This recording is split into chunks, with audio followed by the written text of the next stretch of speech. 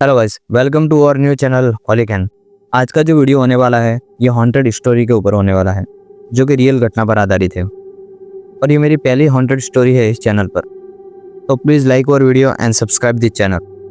तो सारी बातें साइड में रखकर चलो मैं आज की हॉन्टेड स्टोरी को चालू करता हूँ। बेसिकली हमारे गाँव में क्या ना कि एक पीपल का पेड़ है जो कि हमारे खेत से 4 किलोमीटर दूर पड़ता है। और उस पीपल के पेड़ पर आज से करीब 5-6 साल पहले बालू काका नाम के व्यक्ति ने उस पेड़ पर फांसी खाकर आत्महत्या कर ली थी। उनके कुछ पर्सनल मैटर थे तो मैं इधर नहीं बता सकता हूँ और मुझे भी इतना कुछ आइडिया नहीं है। पर ये बात किसी को नहीं बता दी कि आत्महत्या करने के बाद सिर्फ उनका शरीर ही मर जाता है पर उनकी आत्मा उधर ही रहने वाली है। फिर 1 महीना पूरा होता है, 2 महीना पूरा होता है, फिर धीरे धीरे बालू काका की आत्मा अपना रंग दिखाना चालू करती है।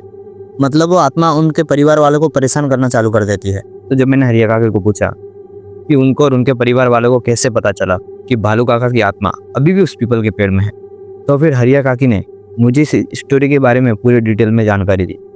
तो बेसिकली क्या हुआ ना, जहाँ पर वो पीपल का पेड़ पड़ता था उसी खेत में उनके बाजरे की खेती की हुई थी। और गाँव में क्या होता है ना कि फसल का ध्यान रखने के लिए 2-3 व्यक्तियों को उस फसल के अंदर ही सोना पड़ता है, जिससे कि कोई जानवर फसल को खराब न कर दे। तो फिर हरिया काकी और उनका छोटा बेटा रमेश रोज रात को उसी खेत में सोने जाते थे।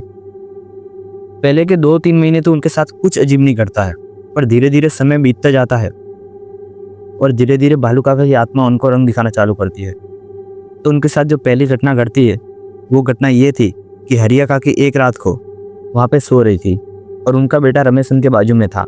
और करीब रात को 1:15 बजे हरिया काकी की अपने आप अचानक से नींद खुलती है और वो सुनती है कि बाजरों की खेती में 3-4 व्यक्ति कुछ फुसफुसाहट से बात कर रहे हैं। और जहाँ से वो आवाज़ आ रही थी उसी जगह से एक गंदी सी स्मेल आ रही थी, जैसे मानो कोई सड़ी गली लाश से स्मेल आ रही हो। तब हरिया काकी टॉर्च चालू करके उधर देखने जाती है। हरिया काकी को ये तो आइडिया नहीं था कि वहाँ पर भालू काका का भूत होगा, कोई भला ऐसा क्यों सोचेगा। तो फिर वो लाइट चालू करके वहाँ पे देखने जाती है। उनको लगता है कि वहाँ पर कोई चोर है और जैसे वो वहाँ पर जाती है तो वहाँ पर कोई नहीं था और वो स्मेल और आवाज़ दोनों बंद हो जाती है। और फिर उनके बाई तरफ से एक आदमी के रोने की आवाज़ आती है, जो कि मानो रोते रोते बोल रहा हो, क्यों मारी हो रे मैंने, क्यों मारी हो, मतलब मारवाड़ी में होता है मुझे क्यों मारा क्यों मारा। तब हरिया काकी टॉर्च चालू करके वहाँ पर देखने जाती है कि कौन है वहाँ पर। और वहाँ पर जैसे टॉर्च चालू करके चिल्लाती है कि कौन है रे, मतलब मारवाड़ी में होता है कौन है। तो वहाँ पर वो आवाज़ एकदम बंद हो जाती है और रमेश हरिया काकी के चिल्लाने से उठ जाता है। तब हरिया काकी बोलती है कि यहाँ पर किसी के रोने की और 4-5 आदमियों के बोलने की आवाज़ आ रही थी। तब रमेश बोलता है कि यहाँ पर तो कोई नहीं है माँ, आपको किसकी आवाज़ आ रही थी। तब एक बार को तो हरिया काकी को लगता है कि ये उनका वहम है। फिर उस रात को वो वहाँ पर सो जाते हैं और उनकी वो वाली रात तो निकल जाती है। पर दूसरे दिन हरिया काकी और रमेश वापिस फसल की निगरानी करने के लिए उस खेत में सोने जाते हैं। तब हरिया काकी और रमेश गहरी नींद में सो रहे होते हैं। तभी हरिया काकी की कुछ 12 या 12:30 बजे नींद खुलती है और उनको एक सफ़ेद कलर की पगड़ी पहने हुए और सफ़ेद कलर की धोती पहने हुए एक आदमी दिखता है, जो कि उनके सामने सीधा सीधा खड़ा था और वो ना ही हिल रहा था और ना ही कुछ बोल रहा था। और वो धीरे धीरे उनके नज़दीक आने लगता है और नज़दीक आते आते वो रोने लगता है।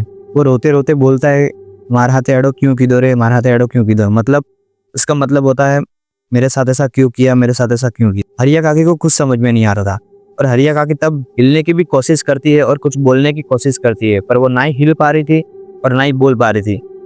सिर्फ अपनी वो आइज़ को इधर इधर फ्लिप कर पाती है। और वो धीरे धीरे हरिया काकी के फेस के पास आ जाता है और जैसे ही वो फेस के पास आता है तो वो अपना फेस हरिया काकी के फेस के पास लेके आके कुछ अजीब से एक्सप्रेशन दे रहा होता है, जिससे मानो हंस हंस के एक बार लेफ्ट की तरफ देखता है और एक बार राइट की तरफ देखता है। उसका फेस क्लियरली तो हरिया काकी को नहीं दिखता है, क्योंकि उसकी इमेज एकदम दिमाग में नहीं बैठ रही होती है कि वो वाकई में था कौन। और जैसे वो नज़दीक आके अपना हाथ हरिया काकी के गले की तरफ लेके जाता है, जैसे मानो उनका गला दबाने वाला हो। तभी हरिया काकी जोर से चिल्लाती है, अरे मारे रे, अरे मारे, मतलब मेरे को कोई मार रहा है, मार रहा है। तो जैसे वो जोर से चिल्लाती है तो उसके बाजू में सोया हुआ रमेश जाग जाता है कि अरे माँ क्या हुआ क्या हुआ। तब हरिया काकी रोते रोते और हाफते हाफते बोलती है, अरे वो आदमी मैंने मारे है, आदमी मैंने मारे है, मतलब वो आदमी मुझे मारने आ रहा है, वो मारने आ रहा है। तब रमेश बोलता है, माँ यहाँ तो कोई नहीं है, आपको कौन मारने आ रहा है।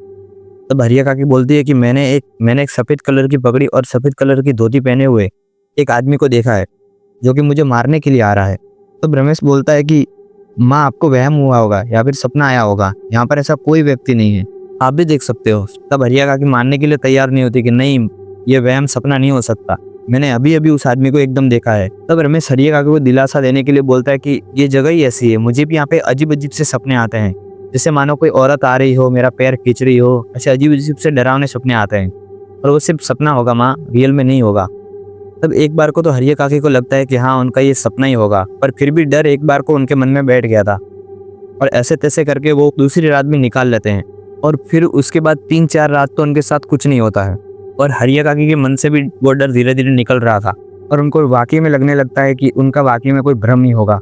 पर 5वीं रात को जब वापिस रमेश और हरिया काकी उस खेत में सोने जाते हैं, तब रात को वापस कुछ 2-1 बजे वही सफ़ेद कलर की पगड़ी और सफ़ेद कलर की धोती पहने हुए पीपल के पेड़ के नीचे खड़ा होकर, जहाँ पर बालू काका ने आत्महत्या की थी, और इस पीपल के पेड़ के नीचे खड़ा होकर जैसे मानो वो हरिया काकी को बुला रहा हो कि इधर आ इधर आ, और उसका फेस नीचे की ओर है और उसके पैर दाहिने की ओर मुड़े हुए हैं और उसका हाथ सिर्फ सीधे है और वो ऐसे बुला रहा है।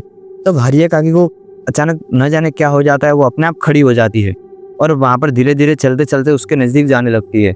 हरिया काकी को ये सब पता होता है कि वो धीरे धीरे चल के उनके पास जा रही है, पर वो न चाहते हुए भी अपने कदम को रोक नहीं पा रही थी, जैसे मानो उसको खींच रहा हो। तब न जाने कैसे रमेश की अपने आप आँख खुल जाती है और वो अपनी माँ को यूँ चलते हुए अपने आप देखता है और बोलता है, माँ आप कहाँ पे जा रही हो, कहाँ पे जा रही हो।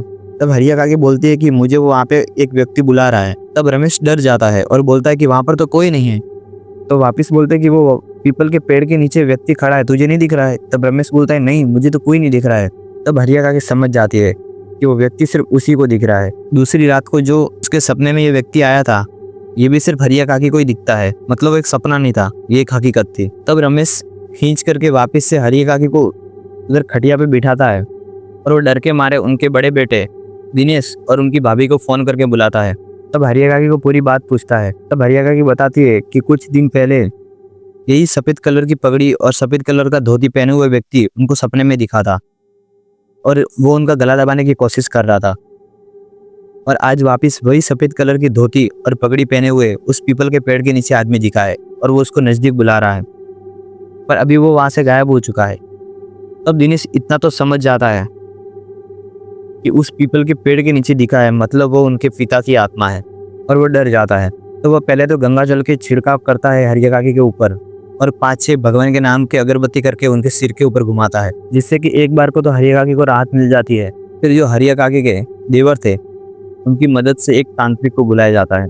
फिर तांत्रिक को ये पूरी बात बताई जाती है। तो तांत्रिक तो सबसे पहले उसके पूरे परिवार को उस पीपल के पेड़ के पास ले जाता है और दिन में एक वाइट कलर का धागा लेके उस पीपल के पेड़ के चारों ओर 5 गांठ बांध देता है और बोलता है कि रात को 2 बजे वापिस हमें इसी पीपल के पेड़ के नीचे आना पड़ेगा। तब अगली रात को 2 बजे हरिया काकी का पूरा परिवार और वही तांत्रिक उसी पीपल के पेड़ के नीचे जाता है और 4 लोहे के सलिए लेता है और 1 लोहे की कील लेता है और 4 लोहे के सलियों को पहले तो चारों ओर खोद के गाड़ देता है और बीच में लोहे की कील डालता है और उसके ऊपर लाल कलर का धागा बांधता है। और जैसे वो धागा बांध रहा था और जैसे जितनी बार धागा घूम रहा था, ऐसे धीरे धीरे उस पीपल के पेड़ के अंदर से एक न जाने एक अजीब सी स्मेल आने लगती है।